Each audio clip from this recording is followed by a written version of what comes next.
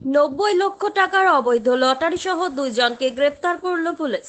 আসানসোল দক্ষিণ থানা এবং জাহাঙ্গীরি মহল্লার পুলিশ ফাঁড়ির গোপন সূত্রে খবর পেয়ে যৌথভাবে কালীপাহাড়ি মোড়ে নাকা চেকিং করার সময় একটি অটোকে ধরে, যাতে ঝাড়খণ্ডের প্রায় 9 ব্যাগ অবৈধ লটারি উদ্ধার করা হয়। পুলিশ সূত্রে জানা যায়, লটারির সংখ্যা 9 লক্ষ, যার আনুমানিক মূল্য প্রায় 90 লক্ষ টাকা। পুলিশের প্রাথমিক অনুমান, লটারির ট্রেনের মাধ্যমে ঝাড়খণ্ড থেকে আসানসোলে আনা হয়েছে, কারণ তারা তথ্য পেয়েছিল যে একটি অবৈধ আসানসোল রেলওয়ে স্টেশন থেকে লটারির একটি বড় চালান পাণ্ডবেশ্বরে নিয়ে যাওয়া হচ্ছিল। পুলিশ অনুমান করেছে যে ঝাড়খণ্ডে অবৈধ লটারির ওপরে ঝাড়খণ্ড পুলিশ নিষেধাজ্ঞা জারি করার পরে লটারির, এমনকি তাদের ইচ্ছের বিরুদ্ধে যারা জেতার স্বপ্ন দেখেছে, প্রতারণা করেছে, তাদেরকেও পুলিশ খোঁজ শুরু করেছে।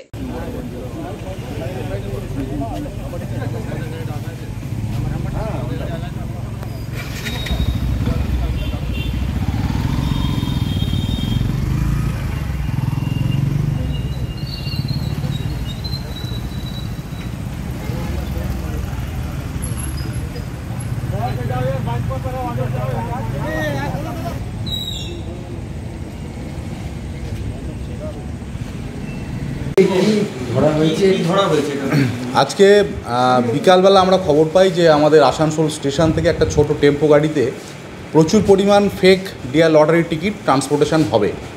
তো সেই অনুযায়ী আমরা আমাদের কালীপাহাড়ি নাকা আছে, তার কাছে আমরা ওখানে টিম পাঠাই। আসানসোল সাউথ থানা এবং জাহাঙ্গীর মহল্লার টিম মিলে ওখানে আমরা নাকা লাগাই, এবং যে গাড়িটা আমাদের ইনপুট ছিল সেই গাড়িটা যখন আসে, গাড়িটাকে আমরা ডিটেন করি। ওই গাড়ির যে ড্রাইভার এবং তার সঙ্গে আরেকজন যে ছিল তাকে আমরা জিজ্ঞাসাবাদ করি, কিন্তু তারা কিছু বলতে পারে না। গাড়িটাকে আমরা সঙ্গে সঙ্গে সার্চ করে আমরা ওখানে 9 বস্তা প্রায় আপনার 8.61 লাখ, মানে প্রায় 9 লক্ষ মতো এরকম ফেক ডিয়ার লটারির টিকিট পাই, যার বাজার মূল্য প্রায় 90 লক্ষ টাকা মতো। তো আমরা ওদেরকে জিজ্ঞাসাবাদ করার পরে ওরা কোনো স্যাটিসফ্যাক্টরি অ্যান্সার দিতে পারে না, এবং ওরা বলে যে এটা ওরা পাণ্ডবেশ্বরের কাছে কাউকে একজনকে ডেলিভারি দিতে যাচ্ছিল। তো আমরা ওদেরকে ধরি এবং এগুলো আমরা নতুন যে আইন আছে তার প্রসিডিওর মেনে সার্চ সিজার হয়। একটা স্পেসিফিক কেস আমাদের স্টার্ট হচ্ছে, কালকে ওদেরকে পিসি নেওয়া হবে, নিয়ে বাকি ইনভেস্টিগেশন করা হবে। এটা কোথায় গিয়ে আনছিল?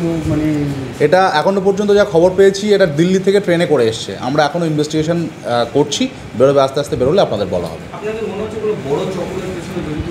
চক্র বলতে এই লটারি তো ছাপানোর একটা ব্যাপার আছে, এবং দিল্লি থেকে যেহেতু শুনছি ট্রান্সপোর্ট হয়েছে, এখনও পর্যন্ত যা পাওয়া গেছে, তো সেক্ষেত্রে এটা বড় গ্যাংয়ের পেছনে থাকতে পারে। আমরা আস্তে আস্তে ইনভেস্টিগেশন করে বের করব। না, এরকম না, চক্র শিল্পাঞ্চলে ছড়ানোর ব্যাপার নেই। যখন যেমন যেখানে হচ্ছে পুলিশ যথাযথ অ্যাকশান নিচ্ছে, আমরা রেড করছি, অ্যারেস্ট করছি।